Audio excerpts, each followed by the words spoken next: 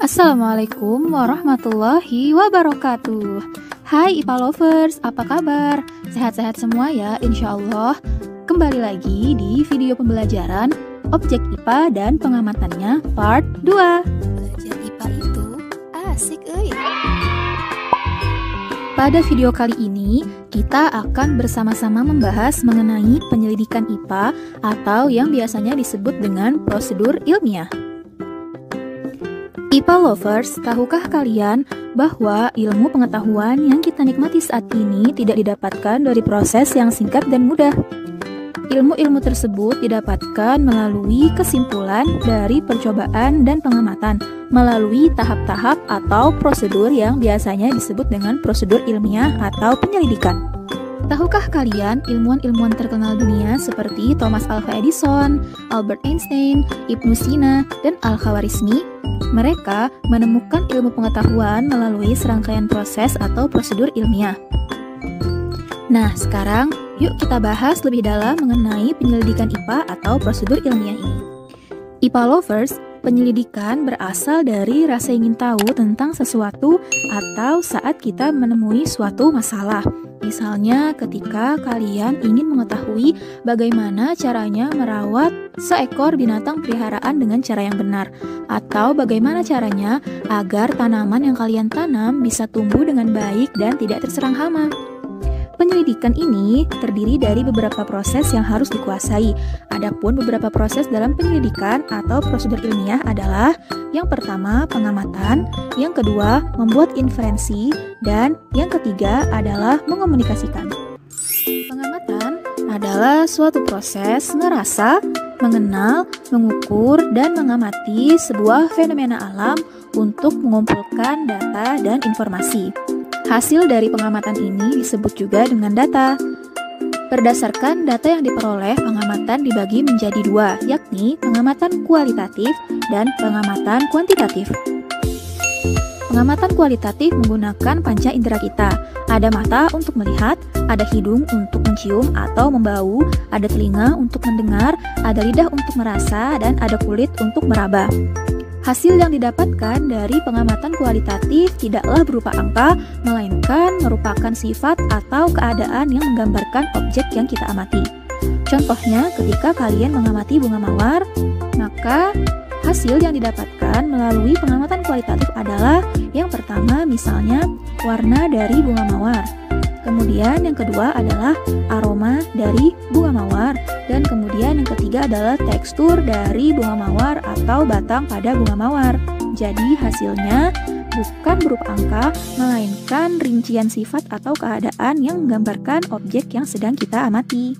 Sedangkan pengamatan kuantitatif adalah pengamatan yang menggunakan alat ukur seperti garis atau meteran atau timbangan dan lain sebagainya. Hasil pengamatan dari pengamatan kuantitatif berupa angka. Contohnya, saat kalian mengamati bunga mawar, maka yang diamati adalah misalnya tinggi dari bunga mawar atau lebar daun pada bunga mawar yang semuanya dapat dituliskan dengan angka. Atau contoh lain adalah ketika kalian mengukur tinggi badan atau kalian mengukur berat badan. Tahap penyelidikan yang kedua adalah membuat inferensi. Membuat inferensi sama dengan membuat kesimpulan sementara. Setelah kita melakukan pengamatan, maka langkah selanjutnya adalah merumuskan penjelasan berdasarkan data pengamatan.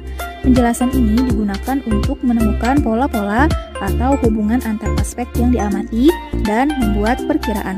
Setelah itu, barulah kita dapat membuat kesimpulan. Contohnya, ketika kita ingin mengamati warna dari bunga mawar, maka kita akan mencari warna-warna apa saja yang didapati pada bunga mawar. Ternyata, pada bunga mawar bukan hanya warna merah saja, tetapi ada warna lainnya, seperti hitam, putih, merah muda, dan sebagainya.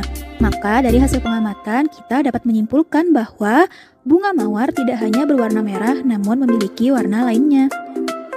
Setelah kita melakukan pengamatan dan membuat inferensi, maka langkah terakhir dalam sebuah penyelidikan atau prosedur ilmiah adalah mengomunikasikan.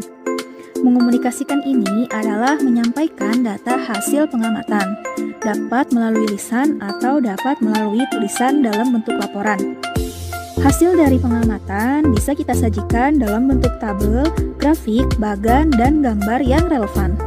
Tujuan dari mengomunikasikan hasil pengamatan ini adalah agar orang-orang mengetahui bahwa kita telah melakukan sebuah pengamatan, atau agar orang mengetahui bahwa kita telah menemukan hal yang baru, sehingga orang-orang bisa mengetahui pengetahuan yang baru tersebut. Nah, IPA Lovers, akhirnya kita sudah selesai untuk membahas penyelidikan IPA atau prosedur ilmiah. Nah, kita ulang sama-sama ya, apa saja sih tahap-tahap dalam sebuah penyelidikan IPA.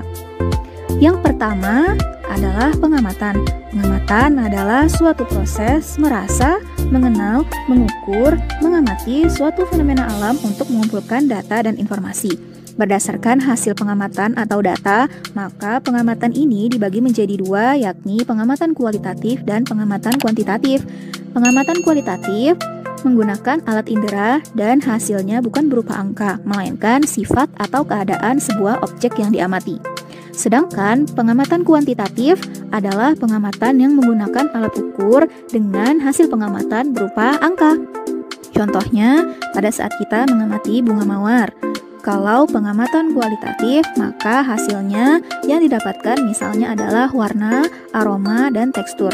Dan untuk pengamatan kuantitatif, maka hasilnya adalah tinggi dari bunga mawar, lebar daun, dan sebagainya. Kemudian langkah kedua adalah membuat inferensi atau kesimpulan sementara. Sedangkan langkah terakhir dalam sebuah penyelidikan IPA adalah mengomunikasikan atau memberitahukan hasil pengamatan kepada orang lain. Jadi, gimana nih IPA Lovers? Sudah paham kan semuanya? Insya Allah sudah ya. Kalau ada yang ingin ditanyakan, boleh memberikan komentar di bawah video ini. Nah, mungkin cukup sekian saja pembahasan kita mengenai penyelidikan IPA dan prosedur ilmiah pada hari ini. Mudah-mudahan ilmu yang kita pelajari bisa bermanfaat ya. Sekian dari Ibu, sampai ketemu di video selanjutnya. Wassalamualaikum warahmatullahi wabarakatuh.